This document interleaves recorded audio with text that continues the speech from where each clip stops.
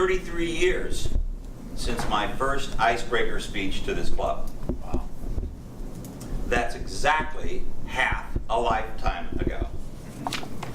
I was unorganized, ill-prepared, nervous, and very tied to my notes. I don't remember any of the details of that first icebreaker, but I do know that the subject revolved around my kids. Dave had just turned 3. Megan was an infant, and for those of you parents in the room, you know just how all-consuming the care and feeding of a miniature human can be.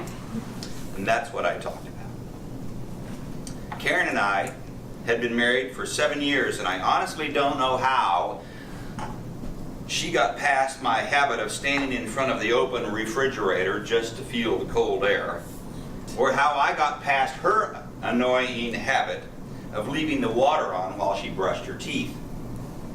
But 12 days ago, we celebrated our 40th wedding anniversary, so I'm thinking that we might be going the distance.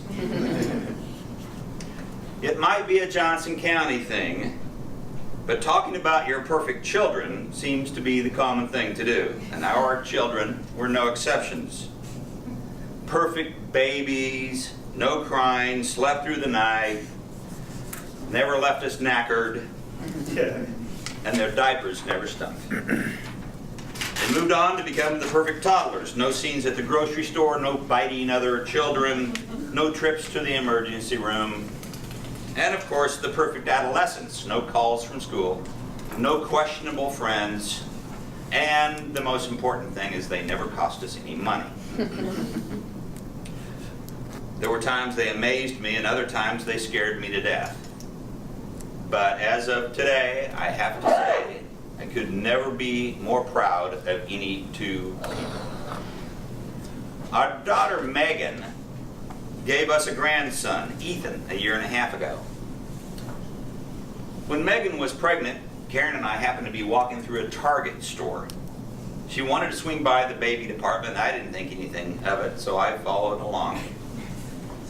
Did you ever have one of those seminal moments where everything before changed until everything afterward? It's a pivotal moment.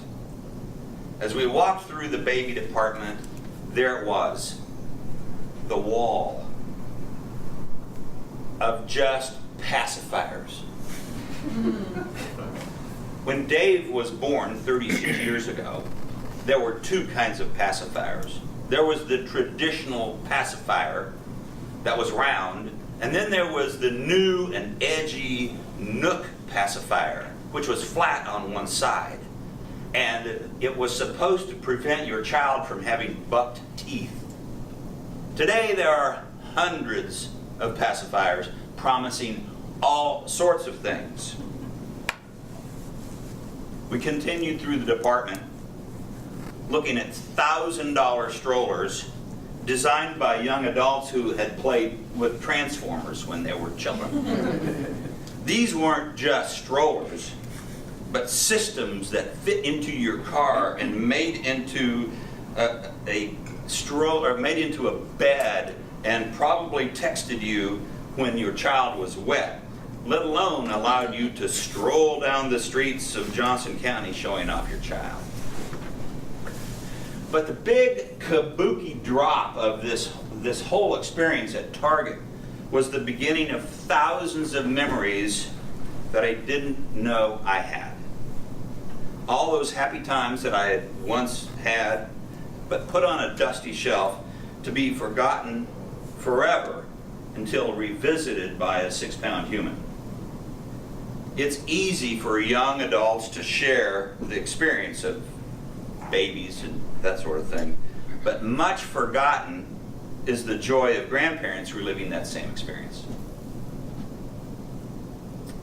The final page of this missive is yet to be written. Our daughter-in-law, Meg, is overdue with our first granddaughter. Her due date was April 7th, and every day this week I thought I would put a pink bow on this speech and call it finished. However, At an extremely young age, my granddaughter is teaching me that we only have so much control over other people. I have a sneaking suspicion that she will be strong-willed, and it will be a joy to watch her grow. With that, I'm good for another 33 years, or at least until my next grandchild.